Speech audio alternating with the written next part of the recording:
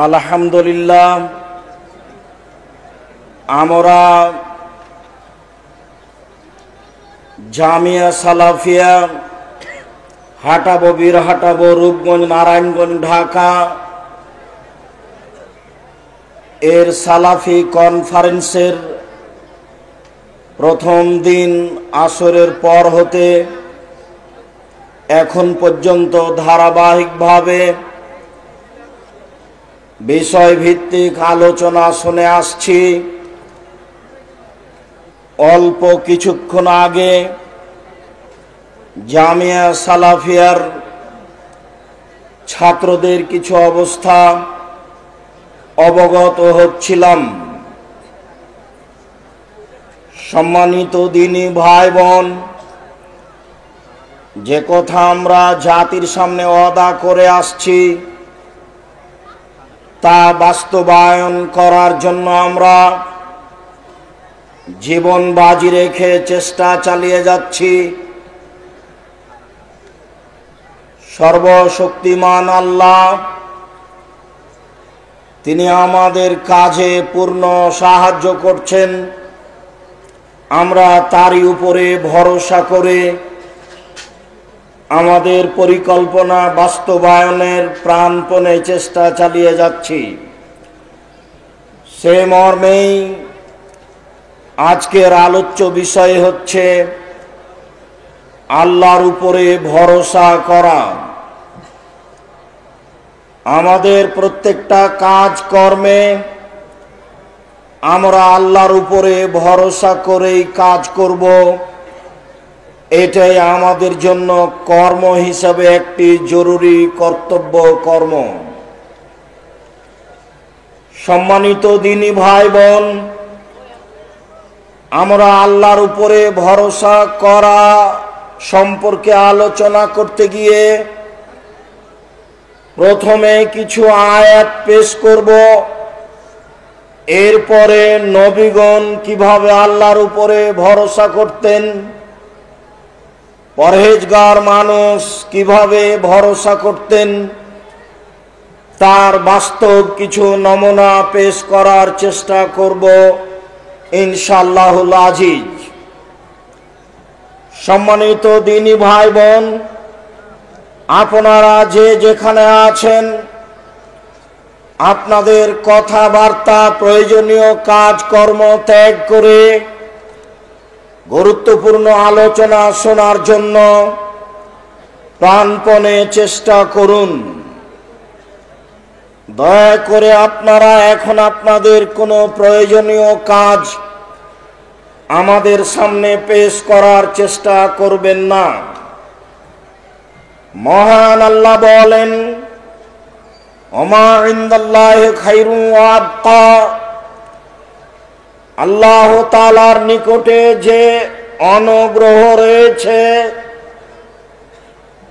যে মুমিন পুরুষ নারীর থাকার ব্যবস্থা জান্নাত রয়েছে, তা হচ্ছে অতীব উত্তম এবং চিরস্থায়ী।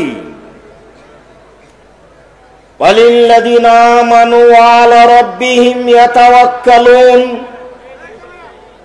সেই স্থায়ী অনুগ্রহ জান্নাত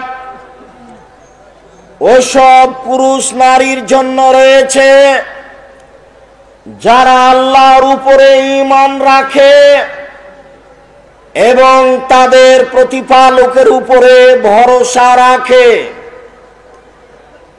যারা আল্লাহর উপরে ভরসা রাখে তাদের জন্য রয়েছে আল্লাহর নিকটে অতীব উত্তম থাকা খাওয়ার ব্যবস্থা জান্নাত এবং স্থায়ী ব্যবস্থাপনা।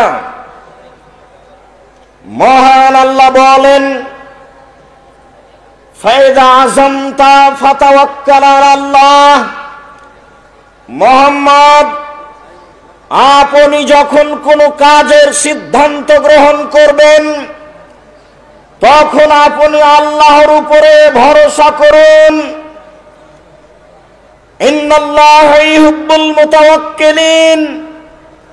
নিশ্চয় আল্লাহ তাআলা যারা আল্লাহর উপরে ভরসা করে তাদেরকে ভালোবাসেন। অত্র আয়াত দ্বারা প্রমাণিত হয় যে আল্লাহর ভালোবাসা পেতে হলে কাজ কর্ম আল্লাহর উপরে ভরসা করেই করতে হবে। মহান আল্লাহ বলেন, ওমাই ইয়াতাওয়াক্কাল আলাল্লাহ ফাহুয়া হাসবুহু, যে ব্যক্তি আল্লাহর উপরে ভরসা করে কাজ করবে আল্লাহ তাআলাই তার কাজের জন্য যথেষ্ট। তখন কোনো সমস্যা, কোনো বিপদ তার কাজের পরিবর্তন ঘটাতে পারবে না, যা আমরা বাস্তব দেখে আসছি। মহান আল্লাহ বলেন, শুআয়ব আলাইহিস সালামের ভাষায় শুআয়ব আলাইহিস সালাম বলেন, ওমা তাওফিকি ইল্লা বিল্লাহ, আমার কোনো ক্ষমতা নেই, বাহ্যিক ভাবে আন্তরিক ভাবে ক্ষমতা একমাত্র আল্লাহ তাআলার হাতে। আলাইহি তাওয়াক্কালতু, আমি তার উপরে ভরসা করি। ওয়া ইলাইহি উনীব, আমি তার নিকটেই ফিরে যাব। অত্র আয়াতে বোঝা যায় মানুষ নিজে থেকে কোনো কর্ম করতে পারে না। মানুষ আল্লাহর উপরে ভরসা করেই কর্ম করবে। মানুষের শেষ পরিণাম হবে আল্লাহর নিকটে ফিরে যাওয়া। আপনাদের সামনে আমরা অত্র কয়েকটি আয়াত পেশ করার পরে কিছু ব্যক্তির বিবরণ পেশ করি,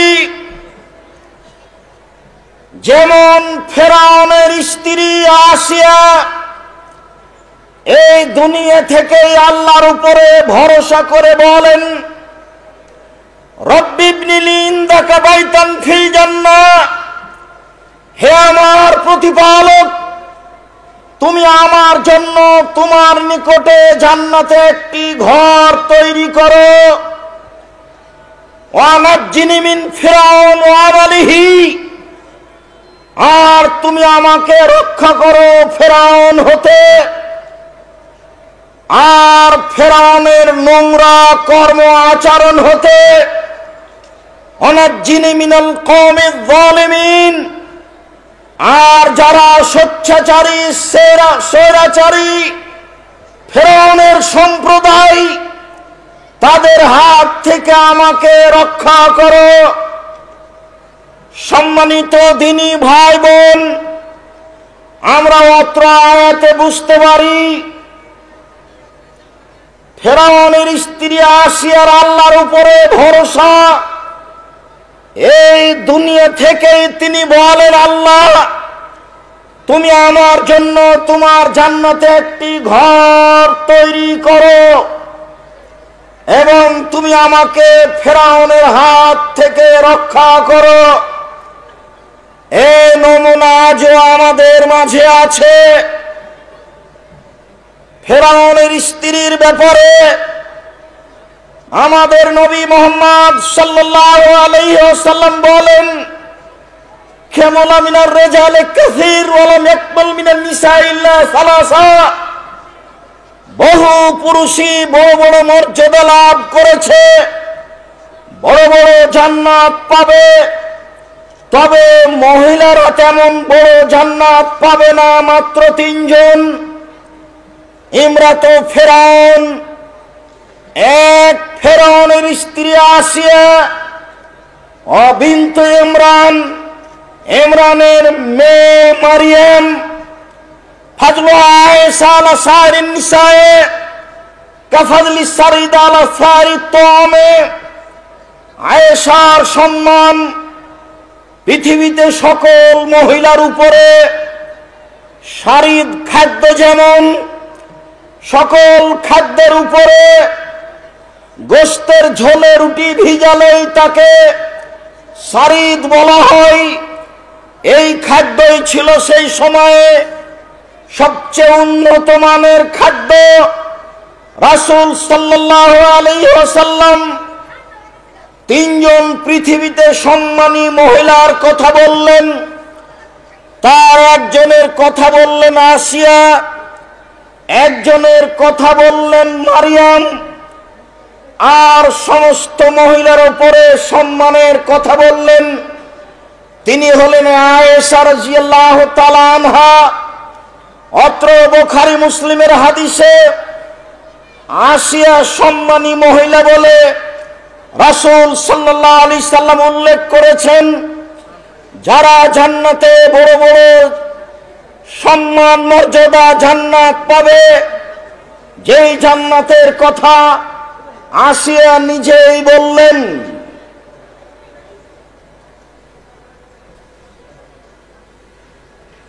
ঈসুফ আলাইহিস সালামের ঘটনা আপনাদের সবার জানা আছে। ঈসুফ আলাইহিস সালামকে বাজারে বিক্রি করা হলো। জুলাইখার স্বামী জনৈক বাদশা কিনে নিয়ে বাড়ি গেলেন। বাড়িতে নিয়ে গিয়ে স্ত্রীর সামনে বললেন, এই ছেলেকে ভালো থাকার ব্যবস্থা দাও, ভালো খাওয়ার ব্যবস্থা দাও। দিন যায় রাত্রি যায়, ঈসুফ বড় হয়ে গেলেন। এক সময় জুলাইখা তার সাথে অন্যায় করার জন্য পরিকল্পনা করলো। এই অনুযায়ী আগাল্লাকাতিল আবওয়াব, জুলাইখা সব দরজাগুলি বন্ধ করে দিল এবং বলল, হাই তালাক, ঈসুফ তুমি আমার সাথে অন্যায়ে লিপ্ত হও। ঘরের দরজা বন্ধ করা আছে। বিশেষ এক ঘরের মধ্যে জুলাইখা নিজেকে সাজগোজ করে রেখে ঈসুফের সামনে প্রস্তাব পেশ করলো।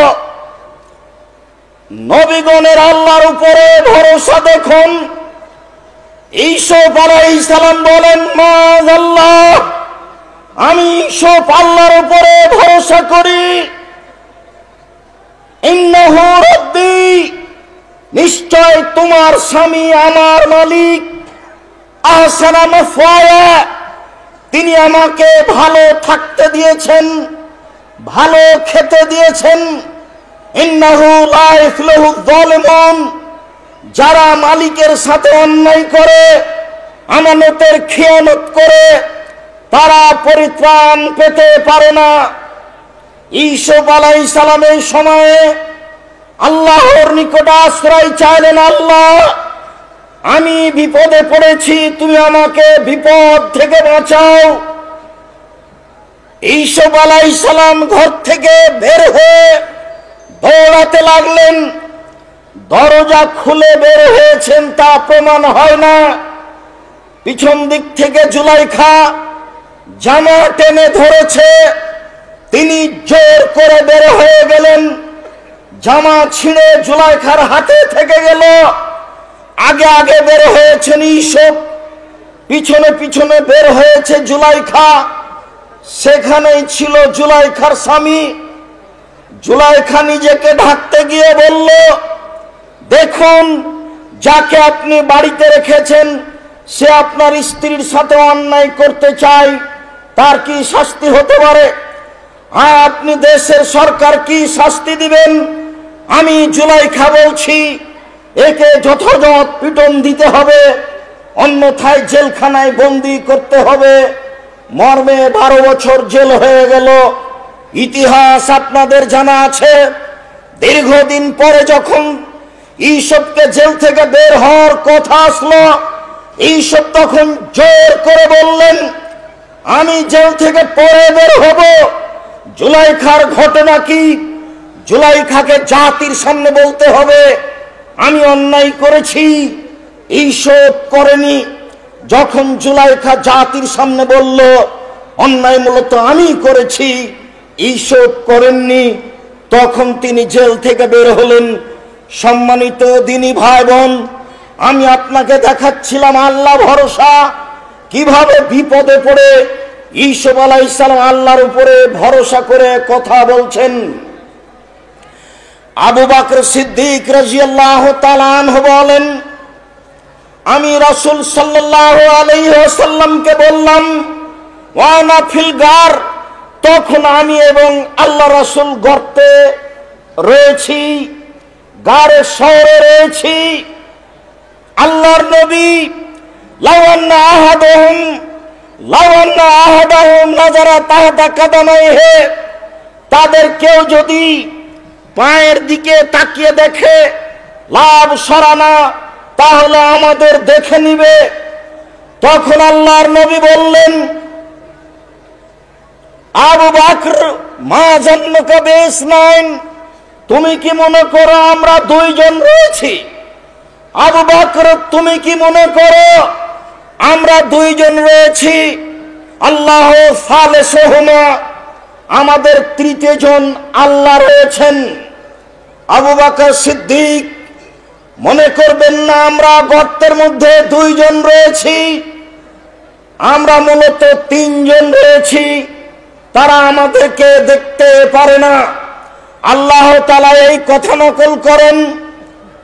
আমাদের নবী বলেন, লা তাহজান ইন্নাল্লাহা মা'না, আপনি চিন্তা করবেন না, নিশ্চয় আল্লাহ আমাদের সাথে রয়েছেন।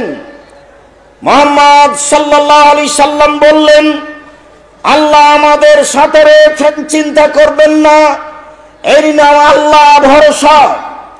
কালা আসহাবু মূসা, মূসার সঙ্গী সাথী বললেন, ইন্নালা মুদরাকুন, নিশ্চয় আমরা আটকা পড়েছি।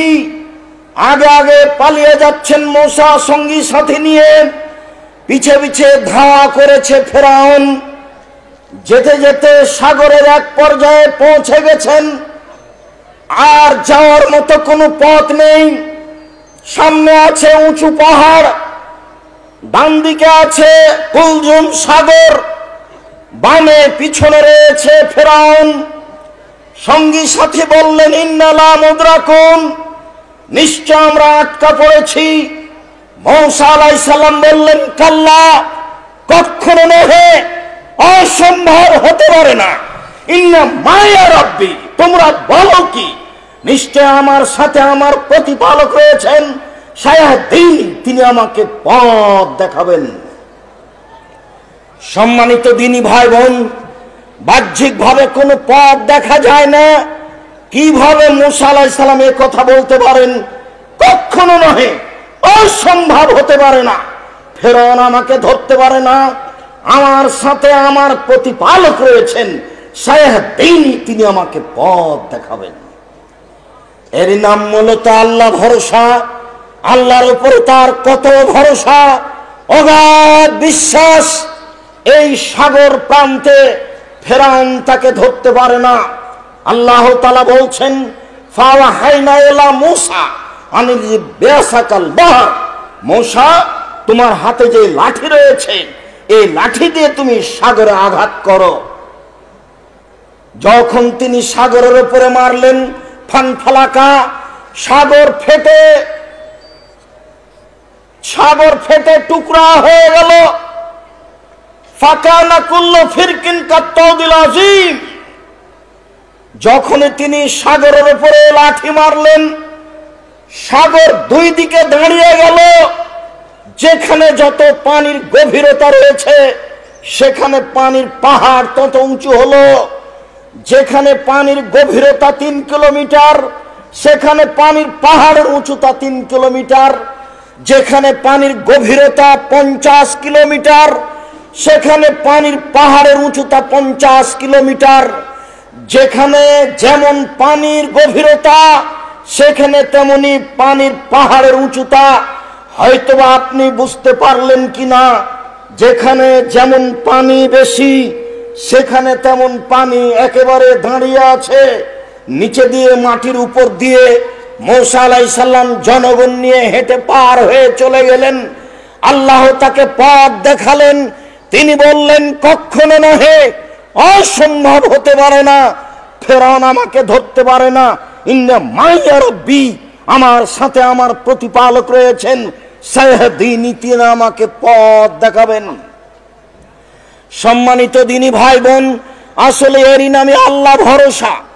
আল্লাহ ভরসা। আপনাকে কিছু ঘটনা শোনাই।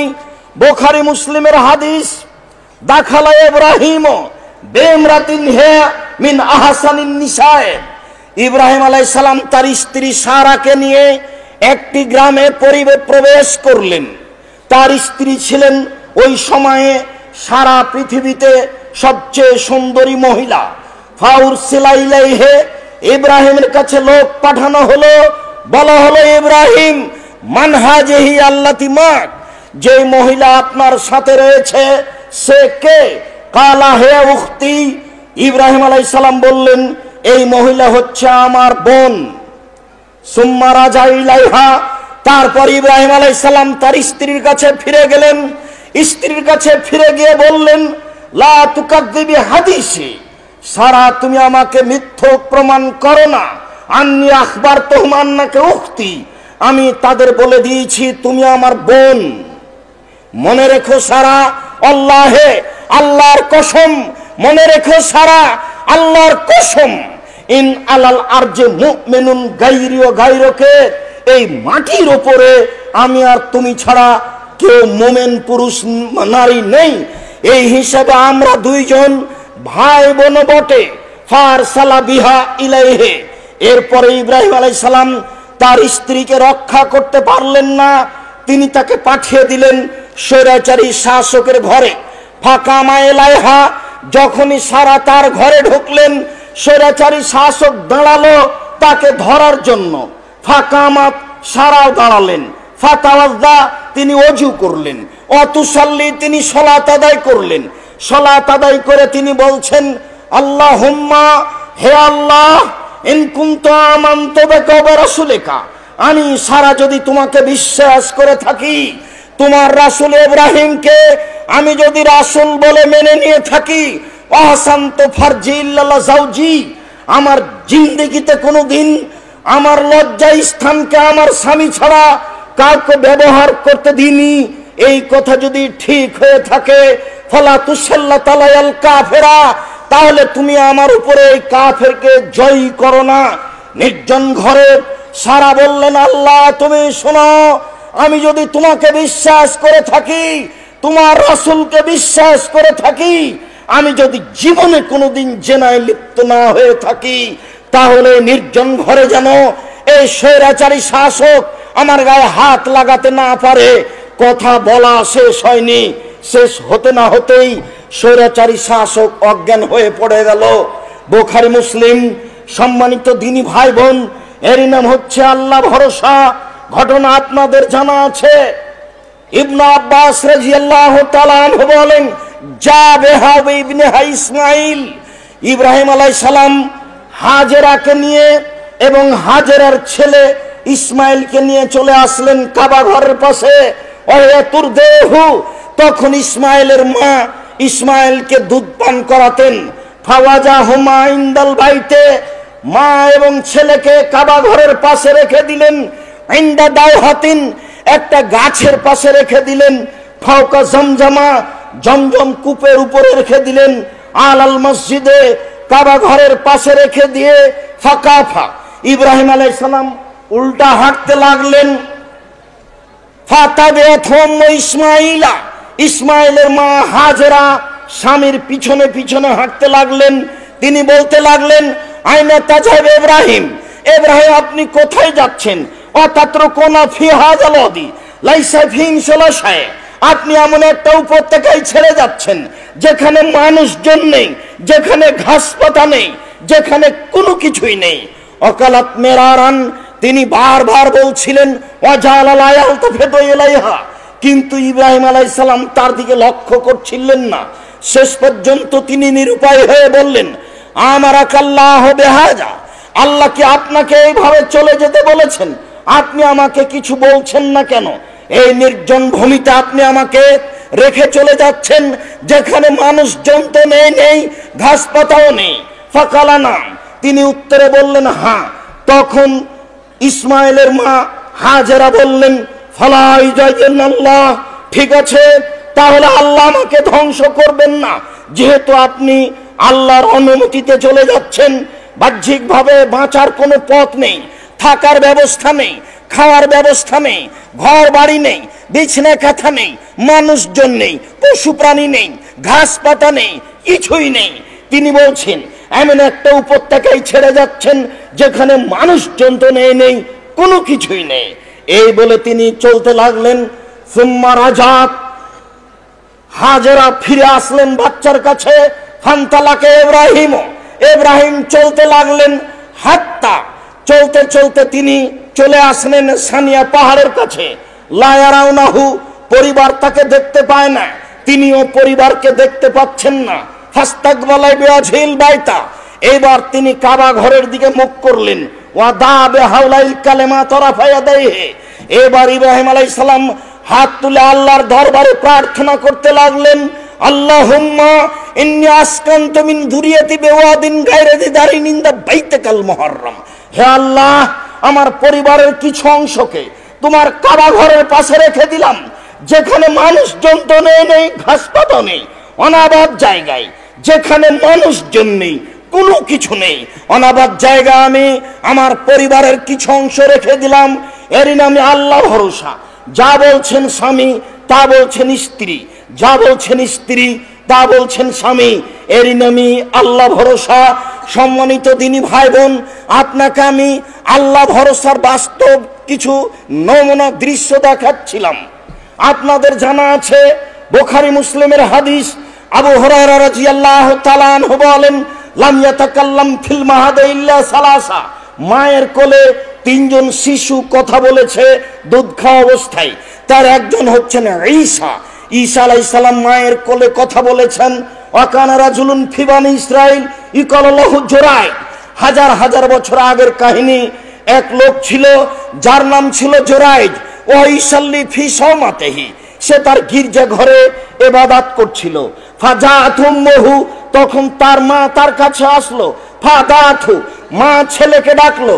ফাকালা, সে বলতে লাগলো উজিবা উসাল্লি, আমি আমার মায়ের ডাকে সাড়া দিব না আমি সালাত আদায় করব, আমি মায়ের ডাকে সাড়া দিব না আমি সালাত আদায় করব।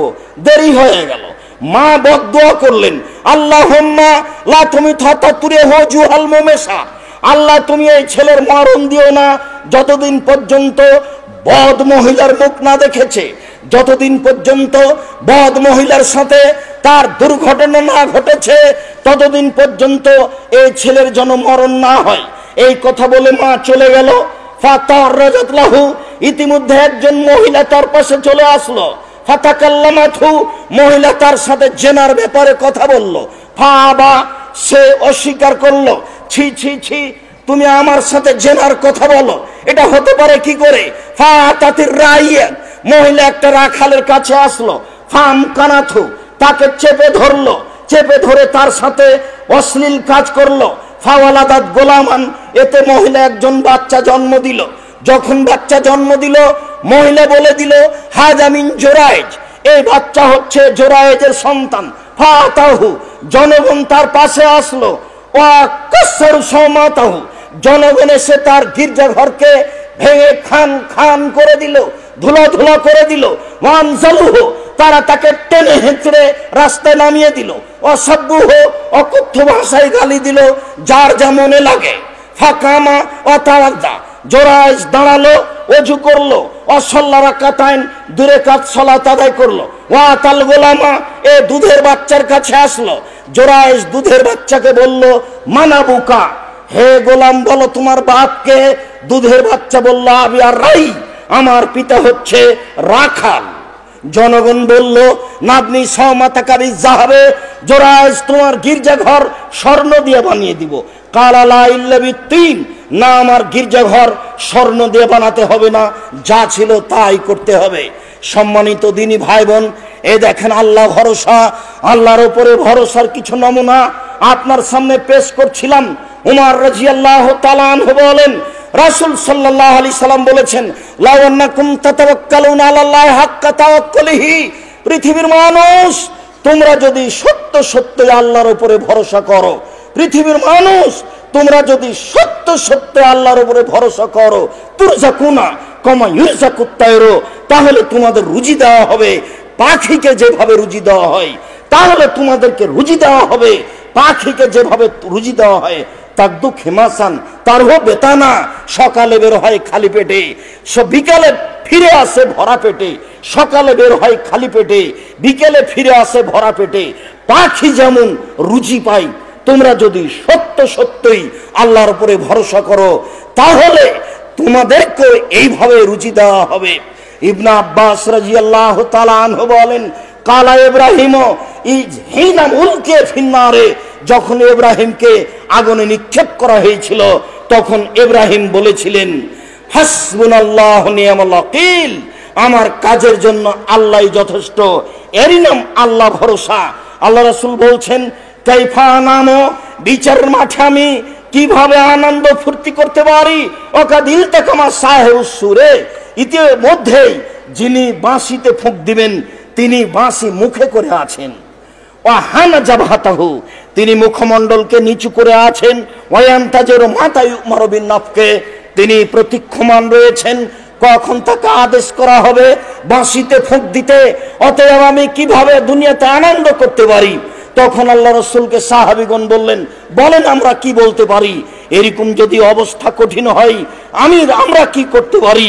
তখন আল্লাহ রাসূল বললেন, কুলু, তোমরা বলো হাসবুনাল্লাহু নি'মাল ওয়াকিল, আল্লাহ আমাদের জন্য যথেষ্ট, তিনি উত্তম কাজ করেন। সম্মানিত দিনী ভাই বোন, আমি সাধারণ মানুষ খাকসার এই কাজকর্মের প্রথম থেকেই আল্লাহর উপরে ভরসা করে আপনাদেরকে বলে থাকি।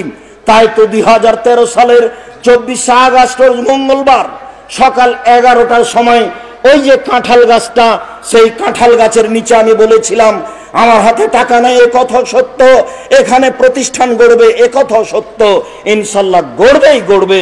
কিভাবে গড়বে আমি তা জানি না, নিশ্চিত গড়বে, অবধারিত গড়বে, ইনশাল্লাহ গড়বে। তার বাস্তব ফল আপনারা দেখতে পাচ্ছেন। 2016 সালের 17 ফেব্রুয়ারি রোজ বুধবার বিকাল 4:30-5টার সময় জামিয়া সালাফিয়া ডাঙ্গিপাড়া পবা রাজশাহীর মাঠে বলেছিলাম, আমার হাতে টাকা নেই এ কথা সত্য, এখানে প্রতিষ্ঠান গড়বে এ কথা সত্য, ইনশাল্লাহ গড়বেই গড়বে। কিভাবে গড়বে তা আমি জানি না, নিশ্চিত গড়বে, অবধারিত গড়বে, ইনশাল্লাহ গড়বে। সম্মানিত দিনী ভাই বোন, সেই প্রতিষ্ঠানে এখন 1700 ছেলে বাচ্চা আছে, 1700, 850 মেয়ে বাচ্চা আছে। সম্মানিত দিনী ভাই বোন, আল্লাহর উপরে ভরসা সম্পর্কে আলোচনা পেশ করার এক পর্যায়ে আমি আপনাদেরকে এক খেয়ালে চেয়ে থাকার অনুরোধ জানিয়ে আমি প্রথমে জামিয়া সালাফিয়ার বর্তমান অবস্থা বলি। জামিয়া সালাফিয়ার বর্তমান অবস্থা, জামিয়া সালাফিয়া হাটাবো, বীরহাটাবো, রূপগঞ্জ, নারায়ণগঞ্জ, ঢাকা, যার আপাতত ছেলে মেয়ের সংখ্যা প্রায় 1350, 1350 বলে শিক্ষক শিক্ষিকাগণ বলছেন বর্তমান অবস্থা। আপনার পাশে পিছন দিকে 472 জন মেয়ে অবস্থান করছে এই সামান্য সংকটপূর্ণ সংকীর্ণ জায়গায়। জামিয়া সালাফিয়া ডাঙ্গিপাড়া পবা রাজশাহী, জামিয়া সালাফিয়া রূপগঞ্জ, নারায়ণগঞ্জ, ঢাকা, এই দুই প্রতিষ্ঠানে এখন ছেলে মেয়ে রয়েছে 3850 জন।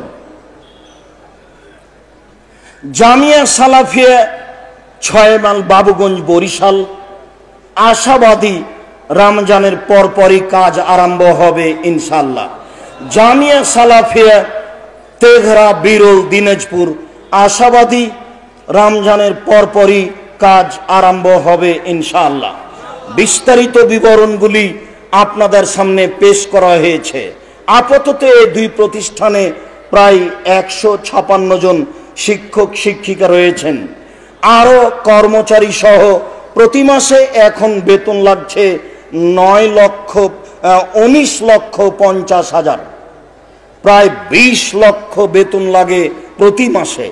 আমি আপনাদেরকে বলেছি, আপনারা কখনো আব্দুর রাজ্জাক বিন ইউসুফকে জাতীয় সম্পদ মনে করবেন না। আমি নিজেকে চাঁপাইনবাবগঞ্জের ভাষায় কচুর পাতার পানি মনে করি। কচুর পাতার উপরে যে পানি থাকে, সেই পানির কোনো শক্তি থাকে না, সব সময় নড়বড় নড়বড় করে, কখন পড়ে যেতে পারে। আমার কোনো সামাজিক শক্তি নেই, আমার কোনো সরকারি শক্তি নেই, আমার কোনো রাজনৈতিক শক্তি নেই, আমার কোনো বংশীয় শক্তি নেই, আমার কোনো দলীয় সাংগঠনিক শক্তি নেই। আমি একজন নিঃস্ব মানুষ, কচুর পাতার পানি হয়ে জাতির সামনে দাঁড়িয়ে আল্লাহর উপরে ভরসা করে কাজ করে যাচ্ছি, মর্মে আশাবাদী যে আমরা খুব তাড়াতাড়ি বাংলাদেশের বড় বড় জেলাগুলিতে জামিয়া সালাফিয়া প্রতিষ্ঠান গড়ব ইনশাআল্লাহ, এটা আমরা আশা করছি। সম্মানিত দিনী ভাই বোন, বর্তমান জামিয়া সালাফিয়ার এই অবস্থা, এতে আছে প্রায় 500 জন অসহায় ছেলে, প্রায় 170 জন, 200 জন রয়েছে এতিম ছেলে মেয়ে, 40 জন রয়েছে যারা উপরে বুখারী মুসলিম পড়ে, তাদেরকে জামিয়া সালাফিয়া আপনার তাদের খরচ বহন করে এবং তাদেরকে প্রতি মাসে 500 টাকা করে স্কলারশিপ দিয়ে থাকে। এই জানুয়ারি থেকে ছেলেদের শিক্ষার ব্যাপারে জামিয়া সালাফিয়া সার্বিক উন্নয়নের প্রাণপণে চেষ্টা চালিয়ে যাচ্ছে। জামিয়া সালাফিয়া রূপগঞ্জ, নারায়ণগঞ্জ, হাটাবোর বর্তমান পরিকল্পনা হলো এই যে, আমার হাতের ডান দিকে অর্থাৎ পশ্চিম দিকে মুখ করলে দক্ষিণ দিকে এই নিচে বিলটা দেখতে পাচ্ছেন, এখানে আপাতত 600 শতক জমি ক্রয়ের সিদ্ধান্ত নেওয়া হয়েছে। মোটামুটি জামিয়া সালাফিয়া হাটাবো, বীরহাটাবো, রূপগঞ্জ, নারায়ণগঞ্জ, ঢাকা প্রায় 50 বিঘা জমির উপরে অবস্থান করবে বলে আমরা পরিকল্পনা করছি। আরো আশেপাশে জমি আছে, সেগুলো সময় সাপেক্ষে চিন্তা ভাবনা করে ভবিষ্যৎ পরিকল্পনা জামিয়া সালাফিয়া রূপগঞ্জ, নারায়ণগঞ্জ, ঢাকা প্রায় 100 বিঘা জমির উপরে হবে বলে আশাবাদী ইনশাআল্লাহ। সম্মানিত দিনী ভাই বোন, এই 600 শতক জমি পরিকল্পনায়, 6 একর জমির পরিকল্পনায় প্রায় 250-300 শতক জমি, প্রায় 3 একর জমি বা 2.5 একর জমি ক্রয় হয়ে গেছে। বাকি জমি ক্রয়ের পরিকল্পনায় আছি। জমি ক্রয় শেষ হয়ে গেলেই পাশে এখানে একটা মসজিদ তৈরি করব বলে আশাবাদী, যেখানে 5000 থেকে 7000 থেকে 10,000 মুসল্লি একসাথে সালাত আদায় করতে পারবে। আমরা আশা করছি ভারত, বাংলাদেশ, পাকিস্তান মহাভারতে সঠিক আকীদা আদর্শের একটি সবচেয়ে বড় মসজিদ। আমরা জানি যে ঢাকা বাংলাদেশের রাজধানী, পূর্বাচল ঢাকার একটি উন্নত মানের এলাকা। আমরা এখানে বিশাল একটি সঠিক আকীদা আদর্শের মসজিদ নির্মাণ করতে চাই, যেখানে সারা ঢাকার সঠিক আকীদার পুরুষ নারী সালাত আদায় করতে পারবে বলে আমাদের বর্তমান পরিকল্পনা। আমাদের এই পাশের জমিগুলো হয়ে গেলেই আমরা মসজিদের কাজ আরম্ভ করব বলে মনে করছি। সাথে সাথে আপনার পাশে মেয়েরা অবস্থান করছে খুবই কঠিন অবস্থায়, এদের জন্য একটি 20 তলা ভবন নির্মাণ করতে হবে বলে আমরা এখন আপাতত পরিকল্পনা নিয়েছি। আর একটি 3 লক্ষ প্রায় বই থাকবে এরকম একটা বিশাল আপনার লাইব্রেরি পরিকল্পনার চিন্তা ভাবনা করছি। এবং এখানে একটাই বেসরকারি ইসলামী বিশ্ববিদ্যালয় করতে হবে মর্মে আমরা পরিকল্পনা করছি।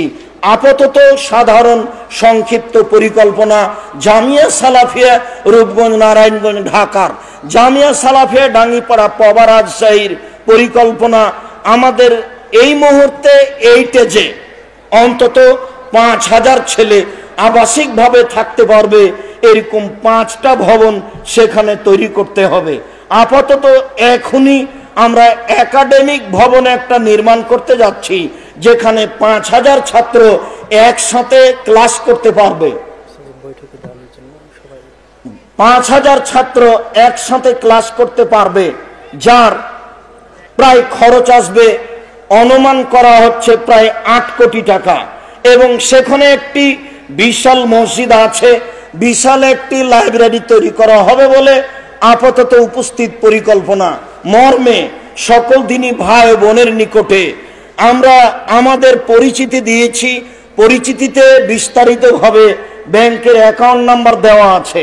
Jamia Salafia general fund bank account, Jamia Salafia জাকাত fund bank account, Jamia Salafia বাইতুল হাম জামে মসজিদ অ্যাকাউন্ট নাম্বার দেওয়া আছে, ত্রাণ তহবিলের অ্যাকাউন্ট নাম্বার দেওয়া আছে, এতিমখানার জন্য অ্যাকাউন্ট নাম্বার দেওয়া আছে।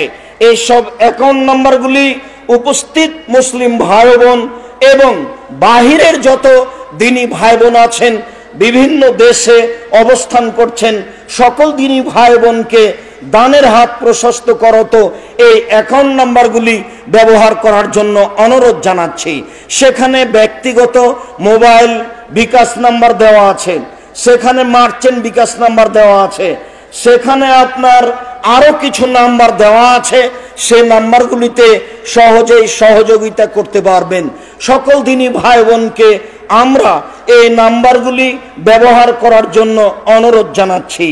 দানের হাত প্রশস্ত করত উপস্থিত সকল দিনী ভাই বোনকে এই মুহূর্তেই বৈঠকি দান করার জন্য অনুরোধ জানাচ্ছি। আমরা যারা সামনে মিডিয়া নিয়ে আছি, যারা স্টেজে আছি, যারা আশেপাশে আছি, মসজিদে বসে আছি, ঘরে আছি, সকল দিনী ভাই বোনকে বৈঠকি দান করার জন্য আমি অনুরোধ জানাচ্ছি।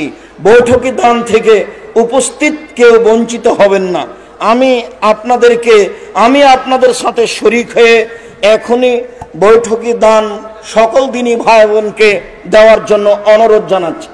আমাদের ছেলেদের হাতে আপনারা দান করবেন, যাদের হাতে থাকবে সবুজ কাপড়।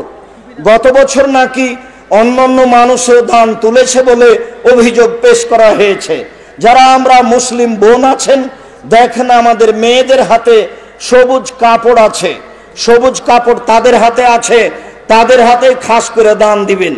যারা 50,000, 5,000, যারা 50,000, 1 লক্ষ, 5 লক্ষ দান করবেন, তারা সময়ে আমাদের সাথে সাক্ষাৎ করেন। এখন 2,000, 5,000, 1,000 আপনাদেরকে বৈঠকি দান করার জন্য আমি অনুরোধ জানাচ্ছি। আপনারা এই জমি ক্রয় করতে গিয়ে 2 লক্ষ টাকা শতক, 2.5 লক্ষ টাকা শতক আমরা আপাতত জমি কিনছি। কিছু কিছু জমি আমরা 1.5 লক্ষ টাকা শতকও কিনছি ও কিনেছি। এরকম জমি যারা কিনতে ইচ্ছুক, মসজিদের 1.5 থেকে 200 শতক জমি আমরা মসজিদের জন্য নিব। বাকি জমিগুলি আমরা জামিয়া সালাফিয়া ছেলে ও মেয়ে উভয় শাখার জন্য কিনবো বলে আমরা আশা করছি। আমি পৃথিবীর এদেশের সকল দিনী ভাই বোনকে এই জমি ক্রয়ের ব্যাপারে শতক হারে অংশগ্রহণ করার জন্য অনুরোধ জানাচ্ছি।